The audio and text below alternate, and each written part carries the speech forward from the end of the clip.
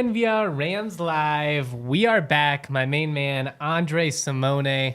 I'm Justin Michael, and we are talking all kinds of fun stuff. We're going to set the scene for a really important trip to Murfreesboro, Tennessee for CSU football this weekend. Deceptively a really tough game going to Middle Tennessee State. This is a program that's been bowl eligible 12 out of the last 16 years. They've had the same head coach the last 17 years. Continuity within a program. We talk about this all the time, how big that is. Yeah. After we kind of set the scene, because I'll talk about this Middle Tennessee game a lot over the next 48 hours, we're going to talk relegation because it's reportedly being discussed as a potential option, an essential partnership between the Mountain West and Pac-12, I guess you would call it, Oregon State and Washington State. We'll get into that. You're a soccer guy, so I'm particularly interested to get your perspective on this. Good time to talk about this, for sure. You got the right guy. And then picks, of course. I mean, we're gamblers, we're big college football fans, and we love this stuff. So I'm looking forward to getting into picks and power rankings.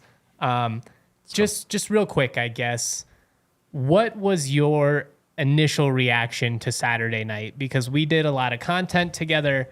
I was pretty adamant that the Rams were going to go in and at least make it interesting against Boulder. Yep. A lot of people basically laughed in my face at the thought of CSU even being competitive, let alone should have won the game. But what was your reaction to this Rams team? Because it feels like if they let it, that can be a turning point for the program and, just kind of something you can really build off of. Two massive takeaways for me. I felt like they had that identity I was pounding the table for after week 1, where it felt like, man, start of year 2 of the Coach Norvell experience. Doesn't feel like this team has an identity. This program has an identity. Boy, did they ever in that game, both schematically and just as an overarching team identity, right? Like we saw Fort Fun. Like, kill them to death with the crossers and then take those shots deep. And that opened up everything. They're generating big plays. They were able to maximize all these amazing weapons they have on offense. And the identity on defense is like one gap. They're going to get after your ass all game long. They've got an edge to them from the safeties on down, the linebackers, Sanchez, you name it. And to me, that defense feels like, if the cornerbacks can figure some stuff out, and 2 weeks in, I'd say Washington State was to expectations.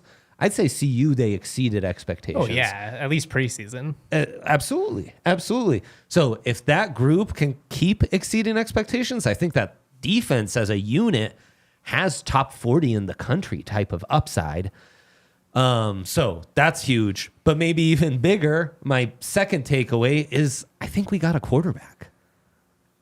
He just has an aura about him that even standing on the sidelines pregame, just his entire demeanor, I was like, oh, this is different. He's getting in with his receivers amped. And I'm not saying that every quarterback has to have this to be a good guy, but I do think this is a program that for a long time, frankly, has been soft, has lacked a, competitive mentality. And obviously that game got really chippy. But to just have an edge and to go in and be like, you want to know what? We are going to punch you in the face. We are going to come at you. It was refreshing because I've seen CSU just get rolled over time and time again by CU, Air Force, Wyoming, Boise State. And now, all those teams really good. But I think you've got to feel pretty good about it and having an opportunity to be competitive in those games and, really have a chance to win. I mean, obviously CSU's never beaten Boise. We'll talk about that down the line, but they don't look like world beaters out of the gate. And specifically since the conference goes through Air Force, Wyoming, and Boise this year, and those are big matchups, 2 of the 3 at home for the Rams, you need to bring that same fire, that same edge. But you're right about BFN. I mean, he's got a confidence to him. You think of, I didn't like the look in Clay's eyes. You like the look in BFN's eyes.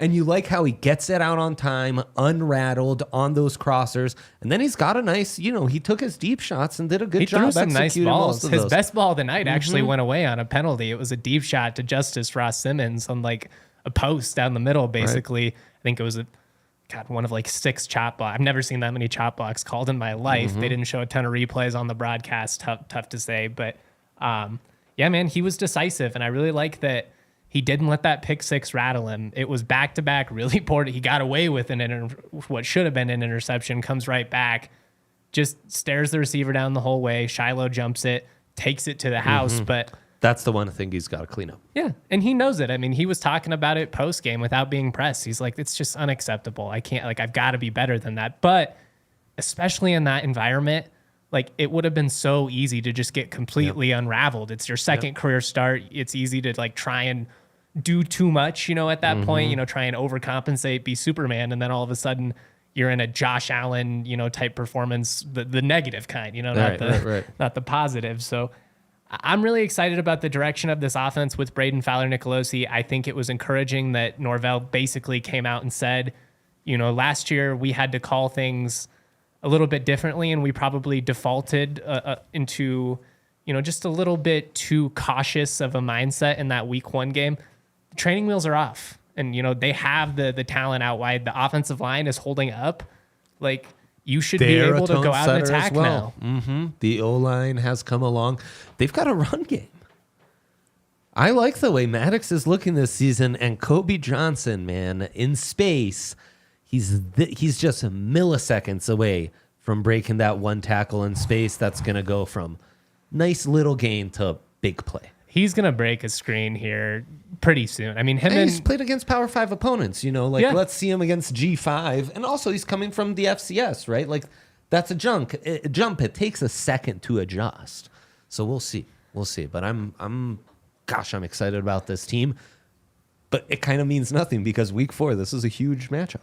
It's a huge one, man. It's pivotal going into this next 4-game stretch, in my opinion, is the most pivotal stretch of the season. And obviously you're going to get into that stretch where you play, Wyoming and Air Force, and that's going to be really important too. But if you go 1-3 into the league slate, it's just going to be a hole that's going to be really hard to dig out of. You have a really challenging home slate. You've got to have some success on the road if you're the Rams this year. I talked about it in the preseason. I said I think they have to have a winning record on the road if they're going to be a bowl team. You're 0-1, but you really showed out. Now you're going to Middle Tennessee. It's a completely different atmosphere. You're not going to have that energy, naturally created for you, so you have to manufacture it yourself. And this is a big test. This is a team that you're not going to be juiced to play. It's not going to feel like it. But at the same time, this is a team that came into your building last year, beat you 34-19, but it was 27-0 at halftime. This game, it was over by the time CSU did absolutely anything in this. And I want to see the Rams come out and have some of that same mentality. You want to know what? Let's go show them something tonight. 100%. I mean, I think the overarching mentality needs to be we're tired of getting beat up. And this was one of those teams that beat you up nice and easy last year. And you just cannot do that. This team is way too talented for that. Well, and frankly, this isn't the same CSU team that got bullied last year. I mean, you get into the numbers. Yeah, you have 2 offensive starters from last year. Insane. Not the same quarterback, only 1 receiver, Torrey Horton. Everything else is different. All your skill positions, and even Jacob Gardner, who's technically a returning starter, is at a different position. Right. So it's really like Torrey Horton. Yep. The rest of the offense, completely different. 5 starters if you count Jack Howell, but Jack Howell weirdly actually was not a starter the first 2 games of last season. He had 17 total tackles versus Middle Tennessee State. Honestly, and I love this staff to death. I think it's like the white DB thing. He has to he has to prove himself over and over again, and he's a stud, obviously. But yeah, 5 returning starters defense, 2 offensively. I mean, this is a completely different group, and hopefully they play like it, because this is a game that you're going to have to show out, because as we've seen with this Middle Tennessee State team, I mean, they should have beat Missouri on the road. They absolutely should have, and Missouri should be ranked. I mean, Missouri just beat K-State. It's also kind of crazy that Middle Tennessee got blown out by Alabama, and I think if they played the I think USF, kept Alabama within 2 touchdowns. I think CSU and Middle Tennessee State are both better than that USF team that's lost a bunch of talent. I mean, USF looked horrible the week before. Totally, man. Their best players now play for CU now, Jimmy Horn and Xavier Weaver. So, no, I mean, MTSU has a lot of pieces. And in some ways, similar to the Rams. Like, I like their front defensively. Really solid defensive line. And they're going to be aggressive on third down and stuff. You know, those linebackers are going to bring it. And that's where like getting Holker up the seam, putting these linebackers in like tough spots of, oh, do I bring the pressure or do I let Holker run free? That's where the crossers are going to be key, you know, and then taking those shots deep is going to be really massive because I don't think the secondary is as good as their front. No, I mean, we saw it last year. Torrey Horton, 9 catches, 186 yards, 3 touchdowns basically in one quarter. Like he torched them for the 15 minutes that Clay Millen had time to get rid of the football. But, I mean, they just teed off. It was 9 sacks, 13 tackles for loss. But like we've said, this is a different O-line. I mean, they've given up 4 sacks thus far. Only one of them was a legit shot on the quarterback. The other 3 were actually just BFN running out of bounds. Right. So, I mean, you feel pretty good about that going in. Obviously, I do think they are going to pressure you, and I think that's a big key both ways. Stay on the field on third down when you have the ball, sustain drives, run the ball, keep pressure off of you so it's not them just sending the house at BFN. That could be a tough situation. And then defensively, get off the field, which they did a really good job of against CU, tackling in open space till the very end. But, you know, like the third down efficiency, it was brutal against Washington State. That was really significant improvement, though, this past game. And it's another mobile quarterback, just like you've seen so far with Wazoo and the Buffs.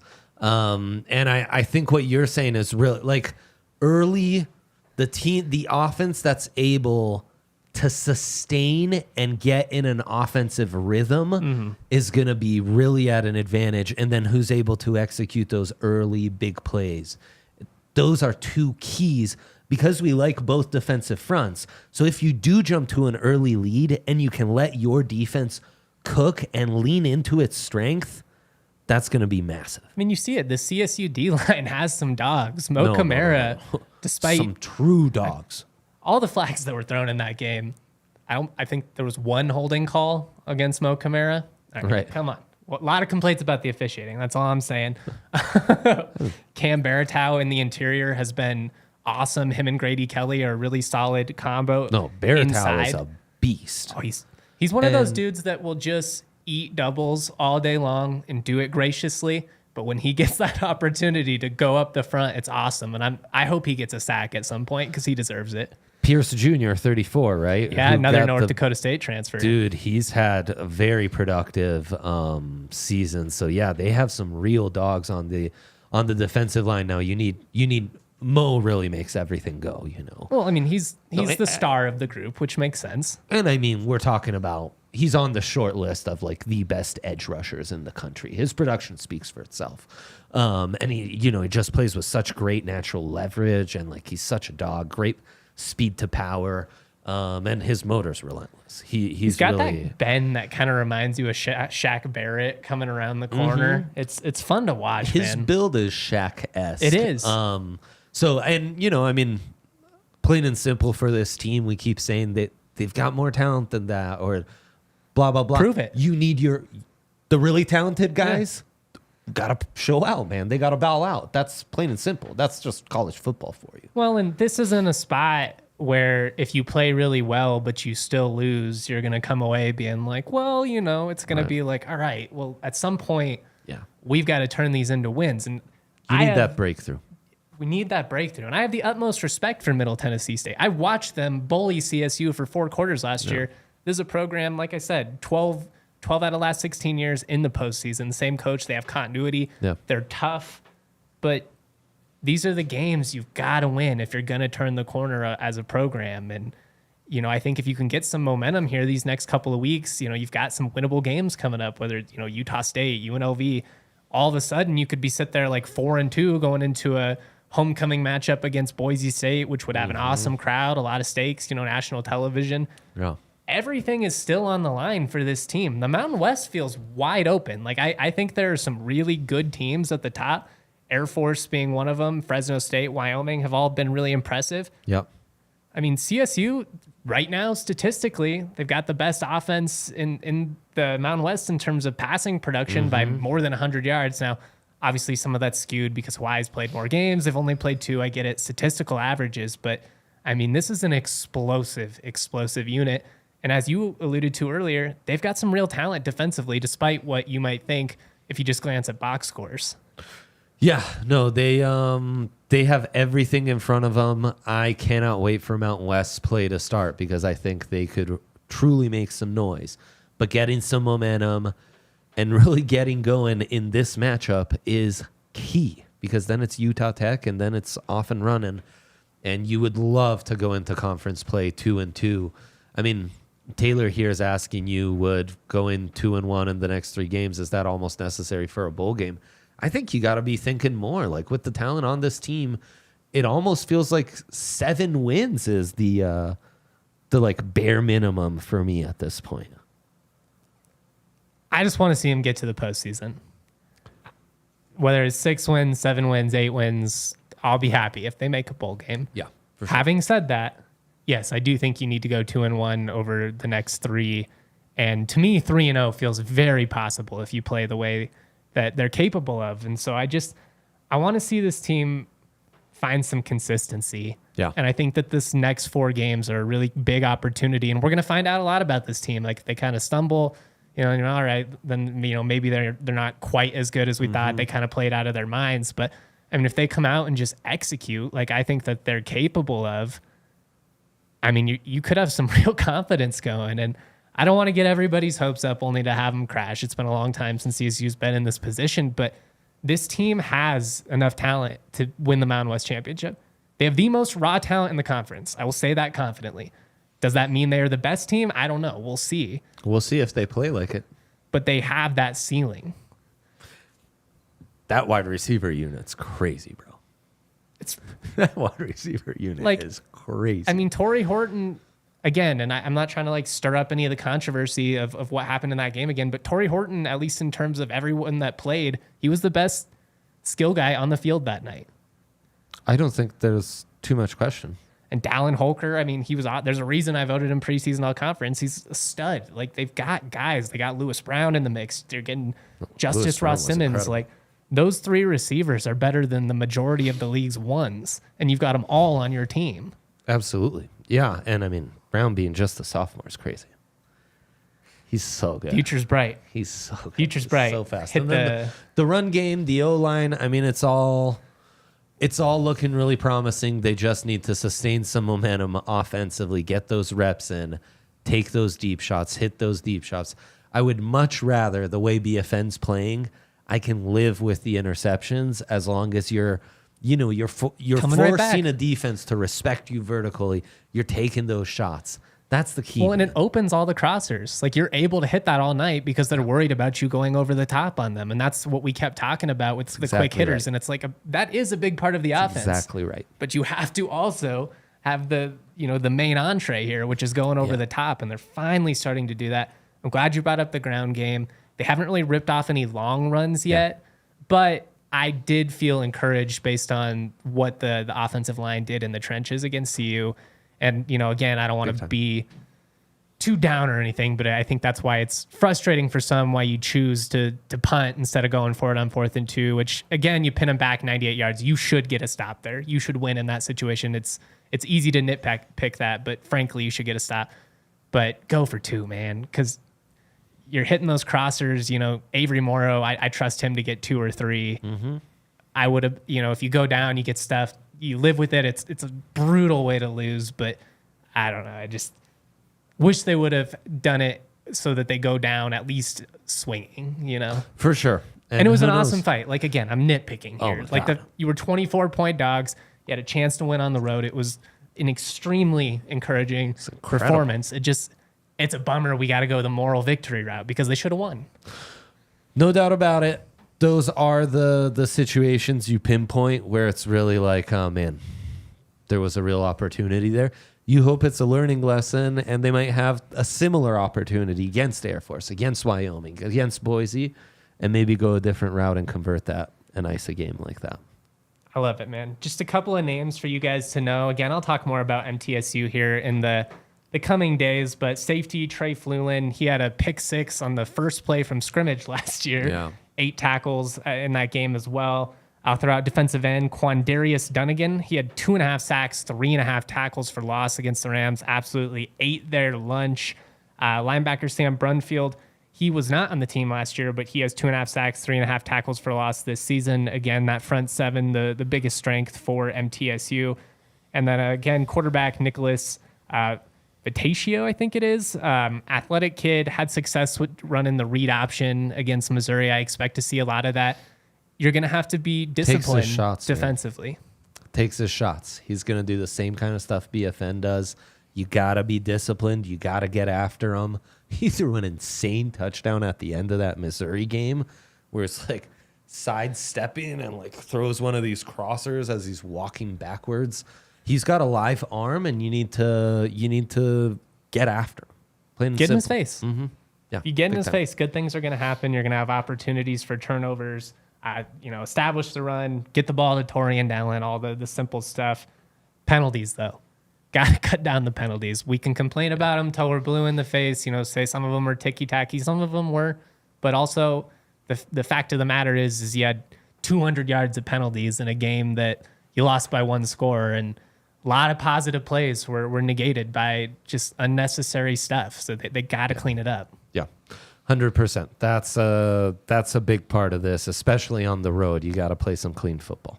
Well, and again, I just talked about it so much going into that game about how your margins, it's so thin when you're a 24-point underdog, and it comes down to these little things, and that's exactly what happened.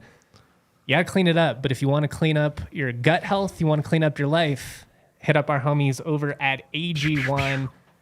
I wanted to be healthier. I think everybody in these last couple of years became just a little bit more health conscious in general. I mean, I've definitely dipped back into some of my not so great habits again. Hell yeah. It's football season. It's football. It's football season. A guy like Justin, extremely busy, back and forth, Fort Collins, podcasting late night, watching games. Look, he's not got time to make a homemade salad dressing and get those fresh greens from wherever your local farmer's market is. So in the morning, takes a scoop of AG1, puts it there, boom, boom, boom, boom, boom. Some people like to add a squirt of honey. Ooh. Some people might like a little cayenne, give you a little kick in the morning. And then, booyah, you're busy, you don't have time. But you're getting everything you need. You're basically poisoning yourself with every other meal. AG1, it counters that, baby. It counters that. Rams colors, essentially, as well. Great point. All great athletes have one thing in common. They take care of their bodies. I don't maybe do everything that I should, but I know that I'm setting myself up for success when I take AG1. 75 high-quality ingredients that give me daily key nutrients and support energy, focus, strength, clarity. It's one of those, this isn't very articulate. Oh, sorry. We good? Yeah. All right. Technical difficulties, live TV, folks. I just feel healthier when I take AG1. My stomach feels better, like my brain, like I just all together feel better. If a comprehensive solution is what you need for your supplement routine, try AG1. Get a free 1-year supply of vitamin D, 5 free AG1 travel packs with your first purchase. Go to drinkag1.com/Rams. That's drinkag1.com/Rams. It is football season, so I got to shout out our friends over at DraftKings Sportsbook as well. We're back with another week of football. DraftKings Sportsbook keeping us on the NFL action with great offers every single game day. New customers, you can bet $5, get $200 instantly in bonus bets. Throw $5 down on this week's epic matchups to walk away with an instant winner. You don't even have to get it right. You could bet $5 on the Dolphins to beat the Broncos, and you would get that bet right. But, you wouldn't. Shots fired. I'm the season ticket holder. I'm in the stands. I'll say what I want watching this crap show. DraftKings isn't stopping there, though. All customers can take advantage of 2 new offers every game day this September. Football's more fun when you're in on the action. Download the app now. Sign up with the code DNVR. New customers bet $5, get $200 instantly in bonus bets only on DraftKings Sportsbook, an official sports betting partner of the NFL. With the code DNVR, the crown is yours. Gambling problem? Call 1-800-GAMBLER or visit www.1800gambler.net. In New York, call 8787-HOPE-NY or text HOPE-NY to 467-369. Connecticut, help is available for problem gambling. Call 888-789-7777 or just visit ccpg.org. Please play responsibly on behalf of Boot Hill Casino and Resort in Kansas. Licensee partner Golden Nugget, Lake Charles, Louisiana, 21 and up. Age varies by jurisdiction. Void in Ontario. Yes. See sportsbook.draftkings.com/football terms for eligibility, terms, and responsible gambling resources. Bonus bets expire 7 days after issuance. Eligibility and deposit restrictions apply. Bring it home. Let's go, J Mike. What I love about the DraftKings app right now, in the college football section, you can pick just the Mountain West games, just the top 25. Game changer, bro. For this show, game changer. It's really is one of the most user-friendly apps out there. I'm a big DraftKings guy from day one. Only place where you can get accurate when the game's going to start times. True. It's true. Like the It's ESPN stupid. app, all those things everyone used to Such have a on their joke. iPad, the things Such my a dad still joke. checks, and he's like, it doesn't say the time. And I'm like, why are you still using the score app or whatever? Let's talk relegation, though. Let's talk about would this love really nothing more. intriguing possibility, which Yeah. I don't know how realistic it would be just because you're getting a lot of people to agree to some pretty Yep. out there thinking, which I think would be, from an entertainment perspective, incredible, but also potentially risky. Biggest logistical hurdles, or maybe cultural, kind of wrapping your mind around it hurdles? I mean, from a football standpoint, I think it makes a lot of sense. I think the biggest hurdles are just the politics of universities being willing to risk something like that. So basically, The according other sports, one of the biggest logistical that as well, issues. I think for it would me. have to be a football only ordeal. Could be. And that's one of the things that's talked about by Ross Dellinger of Yahoo Sports. He broke this. He mentions an anonymous Mountain West administrator, and it's funny because I saw that and I texted my buddy Kevin Lytle, the Coloradoan, does great work. Free plug for you, buddy. Friend of the show. Yeah, big time friend of the show. But I texted him and I was just like, zero chance this is not being led by Boise. Because it makes total sense if you're a program like Boise, which is really competitive football-wise, but has never been in the factor for relegation or for realignment due to factors that are pretty much out of their control. Geography, the politics of some of these schools in California not wanting to, associate with lesser academic programs and all that type of stuff. And Though now there are no California schools from the Pac-12, so got that and that's going where it for gets you. potentially interesting is I think you have these schools, Oregon State and Washington State. You would also have to probably add South Dakota State and North Dakota State because you would Thought need that 8 was teams for the Mountain West and very 8 teams for the Pac-8, I guess it would be. Right. You need a 16-team league. Currently, Mountain West brings 12. The Pac-2 provides 2. You're at 14. You need 2 more. I thought that was very intriguing to go that route with 2 FCS powerhouses that are in the same, region, the Dakotas. I think they would make a lot of sense. They feel a lot like a New Mexico or a Wyoming. There's schools that from what I've heard, I'm not on those beats, but from what I've heard over the years, talking to people in the Mountain West, they definitely have an interest in moving up to the FBS if they can make it work financially. But I just think that if you think outside of the box here, you have the possibility of making 2 leagues, which are always going to be on TV, but you could make them much more nationally relevant. I mean, if you think about it's week 12, Colorado State's playing, Air Force, and the winner is moving up, God, if we lose this game to New Mexico, like we're dropping down, all of a sudden there's all these stakes attached to the game, and it makes it much more interesting, which is frankly something we've kind of lost with bowl games not mattering as much anymore, conference championships not mattering as much anymore. You're creating inherently more interest. And I think anytime you can do that with college football, that's important. Biggest sell was having a game. So 2 8-team leagues, top league, Pac whatever. I think there's a real bonus to having a top league that is created on merit. Yeah. On-field merit. It guarantees somewhat of a standard of the product, which like all these Power 5 conferences are going to have up years, down years. We're seeing it with the SEC this year. We're seeing it with the Pac-12 this year. Just for 2 very obvious examples, this guarantees somewhat of a standard. Moving up also is going to matter a lot, not just because of conference and prestige, but it literally is going to matter from a financial standpoint. So the longer you are able to stay up top, the more beneficial it is for you, which is exactly like the soccer structure, which again goes into a meritocracy. You're good on the field, you earn more money, boom, boom, boom. It checks out, and it assures that maybe it's not quite a Power 5 league, but it's going to be like the cream of the crop from the G5 standpoint. And next step for me in trying to create this league is trying to guarantee, can we get an auto bid out of this for the playoffs? Well, and that's what's going to ultimately dictate whether this happens or not, is because you're already going to be in the driver's seat as far as getting that at large. Exactly. Right?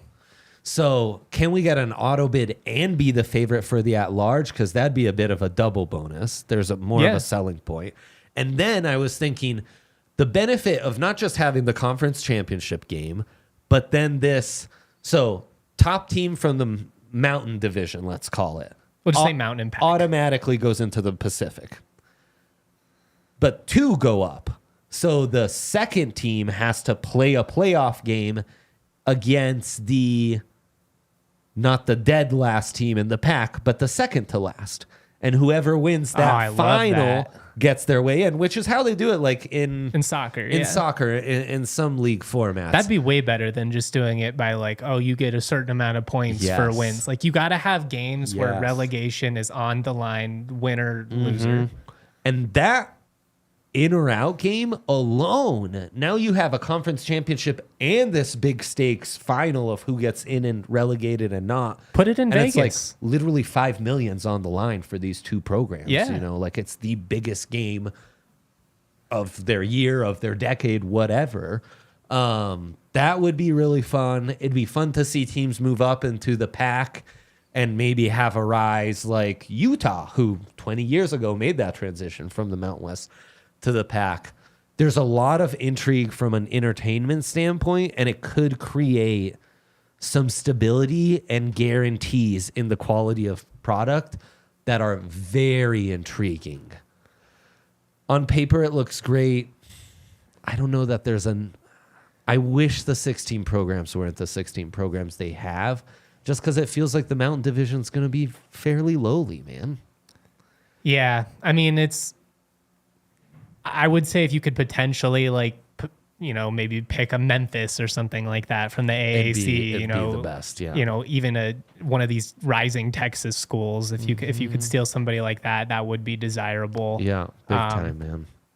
But I mean, this could also just be the start. You never know. Like all of a sudden, like you try something, and if it works, then all of a sudden you have a lot of schools being like, well, I'd give that a shot. Maybe down the line, Cal and Stanford realize it doesn't make any sense for us to spend all this money to send all of our programs across the country. Like we could just do this, be relevant in the football conversation, and now all of our Olympic sports are staying on the West Coast again, and it makes sense. I mean, well, and it's a format that's replicable in other markets.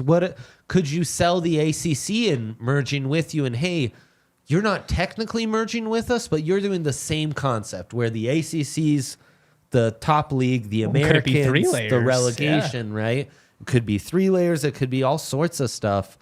It has a lot of potential. It has a lot of intrigue to it.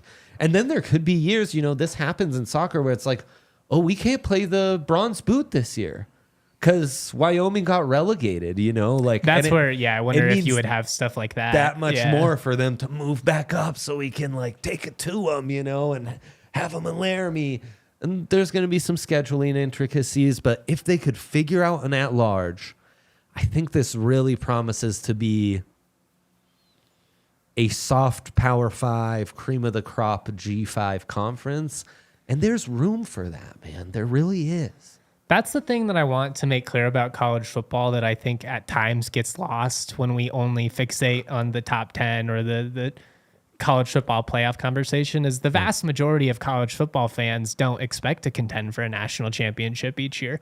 The possibility of it, hoping that you could someday, is important, I think. But we want to beat our rivals. We want to go to a bowl game. We want to get 8-9 wins this year. We want to finally get past this one team. Like, it's just adding more to care about. And That's right. No, it's just talking about it. I'm talking myself into it more. Could be really cool. It'd be awesome. I will say, I think to make it work, I would guess that it would be some type of revenue split, and this is mentioned in all the reports about it, Yeah. it'd probably be like a 60-40 split or 70-30 or something like that. Whatever it is, I would think whether you're the 30 or the 40, if you're on the smaller side, it would have to be a bigger guarantee than what you're currently making, because otherwise, what incentive do we have to risk it if you're especially one of these schools that's almost guaranteed to end up on the lower side? Yeah. But I mean, man, it could be fun. Like, for instance, if you took those 16 that we mentioned, the current Mountain West 12 teams, Oregon State, Washington State, and the 2 Dakota schools. Yeah. I guess the Pac, I mean, Oregon State, Washington State, they would start in by default. Then you do like Boise State, San Diego State, CSU, Air Force, Fresno State, UNLV maybe. Or Wyoming. Wyoming's really competitive, so I'll put them in there out of respect. Of the standings. It's like top 8 teams get in. The rest, you're in the Mountain Division. Play your way up. Mm-hmm. Yep. And obviously the benefit is if you're in the lower side, you're going to be playing lesser competition. The games aren't going to be as hard, so you're going to be able to play your way in. Yeah. But can you sustain it? And it's just all these little wrinkles that all of a sudden, it's just more incentive to care about college football. And for a guy who, frankly, loves G5 football, loves mid-major basketball, loves all these teams that the big guys aren't going to be focusing on. Shout out to producer Kale, shout out Drake Bulldogs. Bulldogs. I don't want it to where it's 2 leagues and nothing else. I don't want it to where it's NASCAR and only one section of the country gives a shit. I want college football to be national because, in my opinion, it's the most national sport we have is football. 1,000%. It's the only sport that represents every region of the country. And, you can call it promotion relegation. The thing is, it's a very soft promotion relegation. You're guaranteed to be in 1 or 2 conferences which are affiliated to each other and have you're almost like manufacturing stakes. You're like creating. You are. But that's cool. That's what it's great. It's like bowl games don't really matter unless we think that they do. And if we think that it matters, then it does. Right. And then when a school is having a moment, that's awesome. They can have that moment against the bigger schools in a bigger spotlight. Well, think about like a New Mexico, who's like, if all of a sudden they had this rise and it's like New Mexico played their way out of the mountain, like, oh my God, did you see that? Like, I mean, it's obviously not going to get the national attention of what's happening in Boulder right now, but like on an appropriate scale, you know what I'm saying? No, and I mean, from a recruiting advantage, I think it plays up cool being like, hey kid, you could be one of those guys that gets us into the pack. Get us over the top. You're the quarterback that's going to get us over the top. Again, these are all like admittedly corny things we care about as college football, but that's sports. It's fun. It's stakes. And also this conference expansion's just becoming like buying IP. Like basically the Big Ten just bought the Pac-12. Yeah. They might as well just stay as 2 conferences. So why not do it and find other more creative ways to merge these and still make them, affiliated, but find ways to still maintain some of that old structure that is what you need for logistics anyways. Might be really cool. Little bit ironic that if you take everything that's happened the last couple of years and you just make it occur exactly 1 year later, the Pac-12 probably sticks together. Oh, 1,000%. Football out west is having a moment, man, which is why this league, I think, has even a little more intrigue to it. It's a fun league. Mountain West is going to be fun, too. With the busy fall season already in swing, you might be looking for some wholesome, convenient meals for your jam-packed days. Factor, America's #1 ready-to-eat meal kit, can help you fuel up fast with chef-prepared, dietitian-approved, ready-to-eat meals delivered straight to your door. You'll save time, eat well, stay on track with your healthy lifestyle. I mean, I said it myself. I'm too busy to cook a lot of the times. It's, gonna hit the Burger King on Kipling on the way home, grab a Whopper or something like that. Just need the protein. Factor, I can actually eat like a decent human being. I can have some self-respect. I don't have to, get a little teary-eyed when I look in the mirror and think about what I've done. Sad. Head to factormeals.com/Rams50 to get 50% off. That code factormeals.com/Rams50. You're going to love it. Factor is the bee's knees, and they have been great to all of us here at DNVR, as has Shady Rays, some of the best around. Dre's probably the biggest Shady Rays guy I know, honestly. What do you got, like Big 10 time. pairs now? Big time. Yeah, at least six. There's one on the loose, which I need to figure out where they are.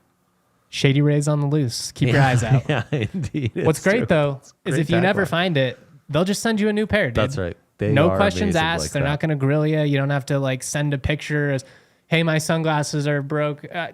We'll take care of it for you because Shady Rays always has your back. True, man. They make a premium sunglass that is affordable. And that's what's awesome about Shady Rays. They are shades for the people, just like we are pods for the people. If you don't love your Shady Rays, you can exchange for a new pair or just return them free within 30 days. Again, no risk when you shop. They always have your back. Get their best deal of the season. Go to shadyrays.com. Use that code DNVR for 50% off 2 or more pairs of polarized sunglasses. Try for yourself. The shades rated 5 stars by over 250,000 people. Nailed it. All right, let's get into it. Picks Yeah. and power rankings. Everybody's favorite portion of the week. for me. Certainly not going to be controversial at all. Everybody will agree with me 100%. I know that's how this works. Let's start with power rankings, though. And I really struggled with this one because I personally believe Air Force is the best team in the conference based on what I've seen thus far. That said, Fresno State going into Arizona State, beating them 29-0 in their own building for their second true road P5 win of the season. I got to put some respect on the Bulldogs' name, and they are at the top of my power rankings because of their resume, because they have been able to do this after losing Jake Haener and their top three receivers and leading rusher from a year ago. Jeff Tedford doing some really impressive stuff. It's him, Calhoun, and Bull are the definition of consistency right now. Yeah, they sure are. He's doing an amazing job. You're going reverse order on us. Usually you start 12-1, right? Yeah, I do, I guess. That's right. I like it. No, I like it. That's how J-Mike's mentality switched, man. It's time to talk about the top of the conference, not the bottom anymore. We're we big got a dogs quarterback. Now. We got a quarterback. Exactly. We got some receivers. Yeah. Number 2, Air Force. They have a top 10 scoring defense in the country right now. Yes, offensively, really impressed. I mean, I kind of wondered with the rule changes, how much is that going to impact the Falcons? Turns out the cut block rule is going to impact CSU a hell of a lot more than Air Force so far. But this Falcons team really good. Opened up the Mountain West slate with a dominant win over Utah State. Utah State scored some points in the fourth quarter and made the score look a little bit more respectable than it was, but that game was over in the second quarter.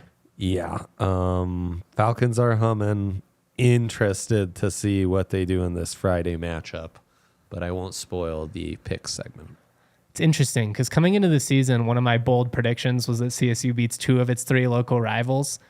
All of the local rivals are significantly better than I expected, and I still feel like CSU might actually pull it off. So we'll see. I'm not down on this Rams team at all. In fact, I feel very validated. It's been nice after talking about how much talent they had all summer. Yeah.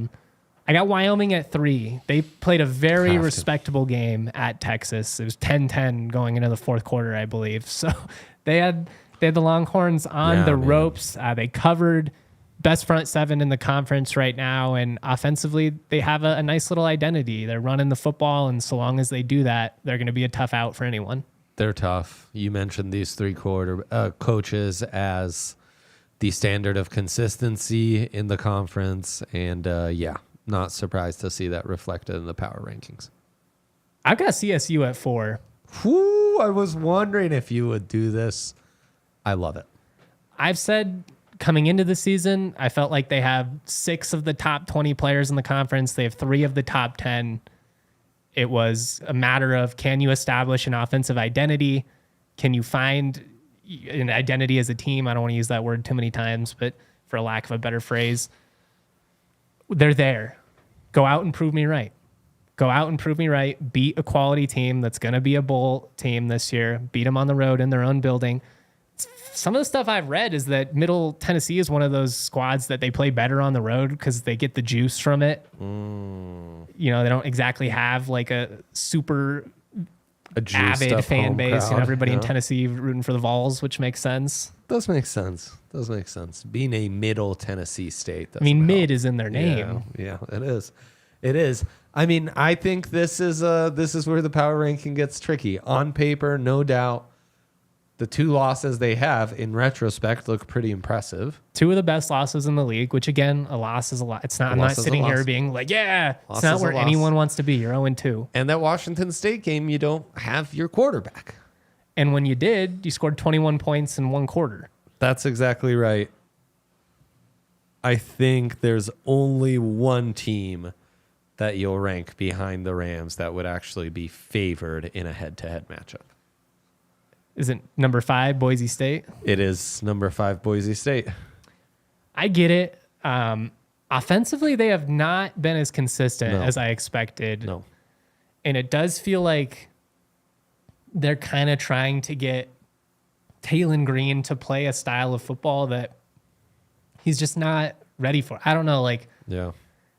It reminds me a little bit of the Justin Fields scenario where I think they have him thinking too much now. And it's like, not only is he not doing the things you want him to do, but you've also taken away what makes him a special talent, and it's that athleticism. And if he just goes out and plays freely and they run that ball with the 2-headed monster they have in Janty and Helani, they're going to be tough.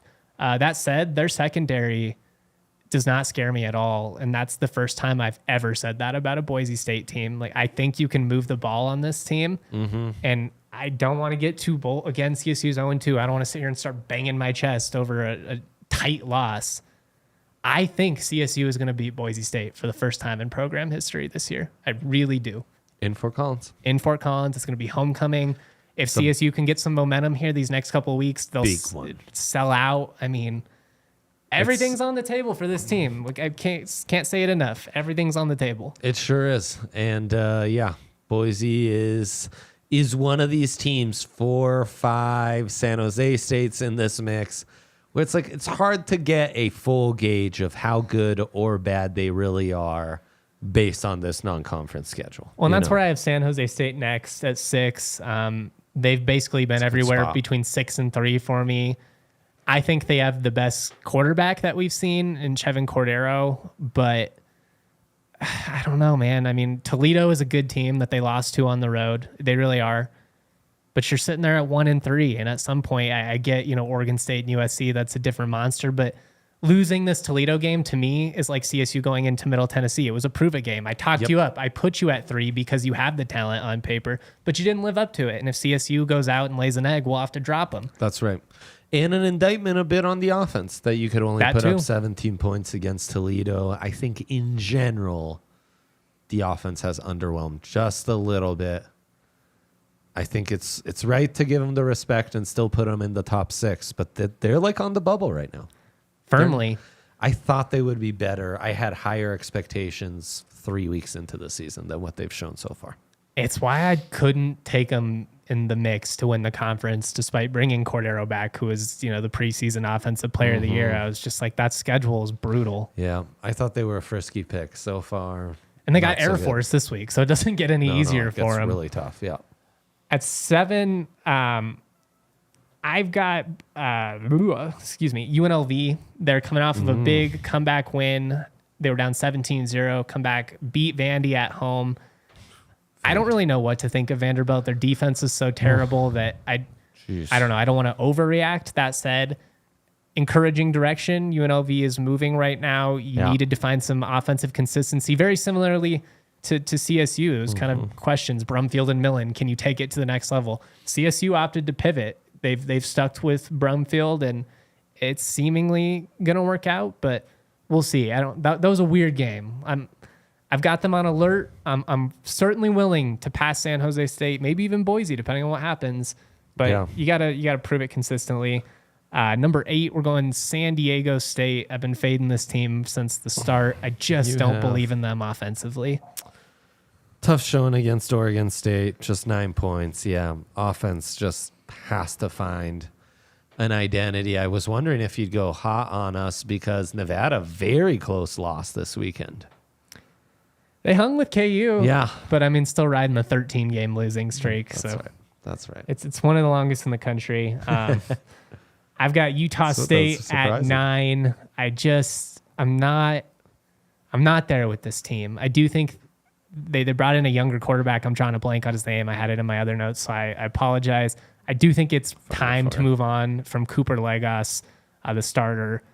This young guy throws the ball a little bit better. McKay Hillstead. There we go. What a Utah State name, Hillstead, if I've ever heard goodness, one. Yeah. But I said coming in, CSU's better than Utah State. Go into Logan and beat them. Prove me right, because it doesn't matter if you're better on paper if at the end of the day you're still in the loss column. This year, that's a must-win, it feels like. Absolutely.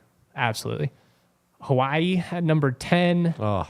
Braden Schrager actually leads the country in passing yards, but they can't stop anyone. I mean, they're a team that I say if they're on TV, turn them on, because it's probably going to be like a 40-38 type game, and it's going to be a lot of fun. But they just got to build up the depth. That was a total rebuild for Timmy Chang. It's unsurprising. It's going to be really probably till halfway next year until they're even starting to get to a spot where they're like consistently competitive.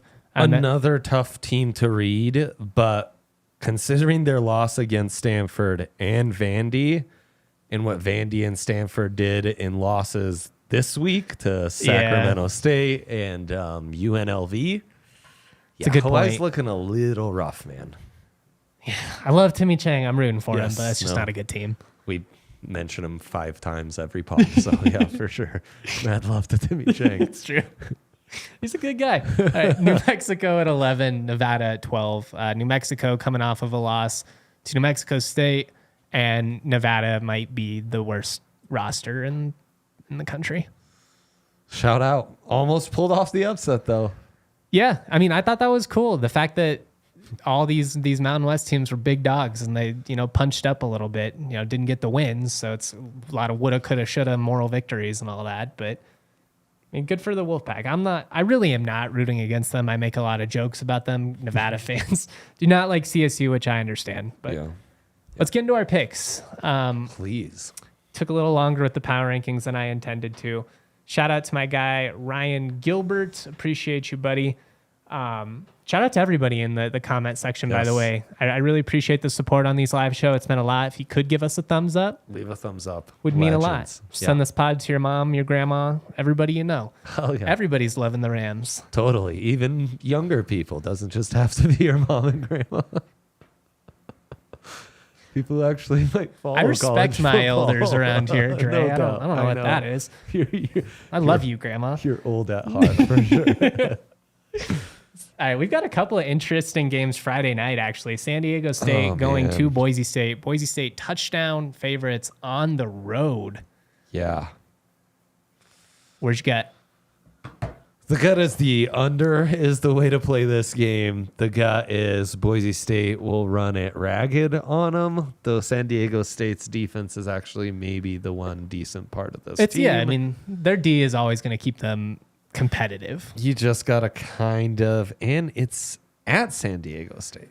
There's just no atmosphere, though, there. I mean, they're struggling to sell tickets. Nobody cares. It's why I think Brady Hoke's going to get fired if they don't win like 8 games, because there's just no local interest even after building this new stadium. Touchdown feels like a lot, but that's why you take it. It makes you uncomfortable, and you lay it with Boise. I'm right there with you. Boise 2-1 against the spread this year. San Diego State averaging less than 20 points a game. I don't think Boise is going to blow them out or anything, but I mean, I think if they break a couple of rushing touchdowns, that's enough to win this game. That's exactly right. It's just tough spot. San Jose State taking on Air Force. Air Force 4.5-point favorites against the Spartans. Let's move to 5.5 on some books that I'm looking, which kind of tells you everything you need to know.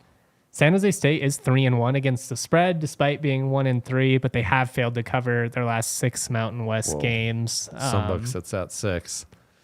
It's a clash of styles, man. Styles make fights, and I can't bet against this Air Force defense. Yeah. And I think they're going to score points. Normally you'd be like, well, maybe if you hold Air Force to 10, you'll have a shot. But this Air Force team can move the ball. They're consistently putting up points. And actually, there was a team, over 26.5, pounded on the Falcons. I love it. I'm just really They're high getting on that this either. team. San Jose State's not, they don't have that defense. No, I mean, last year they had multiple former conference defensive players of the year in the same front seven. You lose them all in one offseason, you're going to feel that. Yeah, and that's what's happened. For sure. New Mexico, 3.5-point dogs at UMass. First of the Saturday games. What's your leaning, man? I don't know enough about Massachusetts to like really give any confident statements on them as a program. I know they're not good. I know this New Mexico team's not good. Yep. I'm going to take UNM to cover just because I think they've got something going here with Dylan Hopkins at quarterback. But I would avoid this game, just being honest. This isn't one I would recommend putting your hard-earned money on. Yeah. Don't bet on these terrible football programs. Yeah, I think that's sound advice. Give me UMass just to be a contrarian. UMass last 6 September games at home have resulted in the over. That's set at 50.5. New Mexico has failed to cover the spread in 9 of its last 10. Well, that's not encouraging. It's not great. It's not great. But I like it for the over. Might sprinkle that. I do like the over as well. Throw it in a parlay or something. CSU 3-point underdogs at Middle Tennessee State. It started at 2.5, has gone to 3. Yep. My DraftKings pick of the week, CSU money line. Rams win outright on the road for the first of the year, so I'm taking CSU to cover. Plus 136. I love that because I hate this spread. I do feel like it's going to be a close one. I'm going to go reverse jinx because I feel like it's 2 years of doing picks with you, and anytime I pick the Rams, it never works out. Give me Montana State. I do like the money line. Middle Tennessee State. Middle Tennessee. What? Yeah. Montana State. Henry's going to kill me. Middle Tennessee State. Yeah. But no, I think they win, and Rams just need to take care of business, man. They just got to take care of business. Really important test for this program. This is a litmus for you, you know? Yep. Where Get are you up at? early. Can you beat the teams you're supposed to beat? Get up early. We talked about how the first half is key. Rams to win the first half plus 120. I like both of those. I'm probably going to take them both. Yeah. Wyoming 3-point favorites at home against App State. Oof. This is an App State team that can really score points. This is a Wyoming defense that can really hit you in the face. Something's got to give. Yeah. App State coming a long ways to Laramie. That tends to be troublesome for teams. I think Texas Tech really struggled with the altitude. I do think that was a factor in that one. I'm not sure what the elevation is like around App State, given that you got mountain ranges and stuff. In the Appalachian Mountains, you would presume. Give me App State. Both these teams kind of their best credits to fame, if you will, is that they've played good P5 programs close. Wyoming did beat Texas Tech. App State almost beat UNC. Something's got to give. It is a tough travel game. I just don't want to lay the 3. These spreads are tough 3, this week. I'm not to me, this buying is a straight pick 'em type week. It. Like I'm taking CSU money Great line. call. If you believe in Wyoming, just take the money call. line. Don't take them to cover. Don't get great wonky. I'm going to take App State as well. I just think sprinkle 'em at plus 130. offensively, they're going to be tough to keep up with. And Margins. as much, that's what it comes down to, really. I think they could break this game open with 2 plays. And as much respect as I have for Wyoming, which is a ton, I think they've kind of been able to survive. You know, you win that Texas Tech game, you hang at Texas, you're always tough. This is going to be punch one. I think this is one that kind of ends up being humbling, a little bit disappointing. Nevada 17-point underdogs at Texas State. Ironically, Texas State, the last team they beat. That said, this is a completely different Texas State program. They pulled a CU, you know, we're going to reshuffle the entire roster. They had like 50 plus transfers, and they've been pretty competitive. So second to CU, they've had the biggest roster turnover, and they had a big upset earlier in the year. Mm-hmm. Who was that against? I cannot remember. I can remember them talking about it on game day. But Nevada's coming off playing the Jayhawks within a touchdown. And Jayhawks, I mean, almost won the Big 12 last year. We're a ranked team and still have their quarterback. 17 is so many. They're begging you to take Nevada. No, thank you. I've got Texas State in this one. I've been here before. Beg someone else to take the sucker bet. I will be on the side the sharps are. I'm with you, man. I'm not backing Nevada at any point this year. There's just too much disparity in talent. And I mean, also letdown week. They beat you Baylor. Almost That's pulled who off Texas the upset. State beat. Baylor. And they're coming off of a 77-34 win over Jackson State. Which is a program that, you know, tends to be competitive. No kidding. We're all in on Texas State. Sorry, Nevada fans. I know it's a hard knock life. Utah State 6.5-point dogs to James Madison University. This moved? What is it? What are you showing? No, 6.5 as well. I thought when I was looking at these yesterday, maybe they were it was more in the 3.5 range, but it probably hasn't. JMU with the big upset of Virginia this season. Yep, 3-0 coming. I mean, one of the top FCS programs. Well, they're FBS now after last year. They won the Natty last year, right? No, last year they jumped to the FBS and they couldn't go to a bowl game despite the fact that they won like 10 games. That's what it was. JMU's good. They're legit. JMU is Utah legit. State's got some big questions defensively. It is at It is Utah at home, State. though, It and is at that's home. why I'm going to take the Aggies to cover. Shit, that's the right side, probably. I picked JMU pre-show, and I want us to have different picks. Give me JMU. We got to start tracking these, man. I'll go back and look at the last couple weeks, and we can get a chart going. Sure, these files are saved. We could send it to.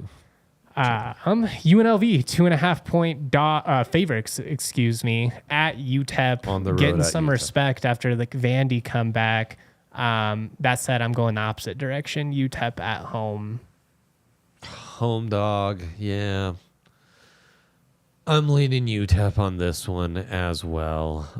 These Nevada teams, I just think they're one of those where it's like Well, UTEP is 1-3. good week one week, bad week the next, But yeah, UTEP could suck as well, which wouldn't be great. Well, for it's just us. it's tough to. I mean, they had a 3-point loss to Jacksonville State in Jacksonville State's first ever FBS game. I actually picked that one, but then they beat Incarnate Word, and since then they've lost to Northwestern and Arizona. So it's kind of tough to gauge what they're at right now. We're in that point in the season where it's really hard to know what's up and what's down. I need more conference games. Yes. Give me 2 league games on everybody in the country, and then I feel like I have a pretty accurate, gut on where teams are at. Let's wrap this up here. Fresno State, 28-point favorites against Kent State. Kent State has not been good this year. No. They lost their head coach, obviously, Sean Lewis, now the OC in Boulder. Really good hire, by the way. Underrated. A lot of focus on Kelly defensively, but I think Extraordinary hire. he's been a big key for them, in my opinion. No doubt. That's just a lot of points. So many. So I guess I'll uncomfortably take Kent State. It's so many. I swore off Kent State when they couldn't hold UCF's backup quarterback from not scoring to you're keep right. the under. You're right. We're back Give on me Fresno. Yeah. I hate UK State. I would actually say the F word to you. But it feels like that's a smidge too aggressive for 10:30 a.m. So we're not. Hawaii, 3-point home favorites against New Mexico State. One of the wonkiest travel situations you'll be in. This New Mexico State team, well coached under Jerry Krill, but it's kind of a weird situation with him health-wise. Where you at? I'm at that. All my homies love betting on Hawaii, on the island, and I'm kind of over it, man. They're sucking. They're not a good team to bet on these days. I might sprinkle the over. Just on principle, give me New Mexico State. I'm over Hawaii I'm taking a Hawaii break for a couple I'm going to weeks. stick with Hawaii. I'm going to stick to my principles that it's the best home field advantage in college football. We keep telling ourselves that. It's true. Hasn't always played out that way. They were like 10-2 against the spread last year. Give it some time. We need larger sample sizes. We know how this works. Anyways, this has been a blast. Make sure you keep up with the rest of our content. Is there another super chat shout out? Super chats. Shout out to my guy, Evan, and shout out to Ryan. Much love to both you guys. It means the world that you support this show. The fact that you want to do the super chat Legends. Thank you much. means a lot.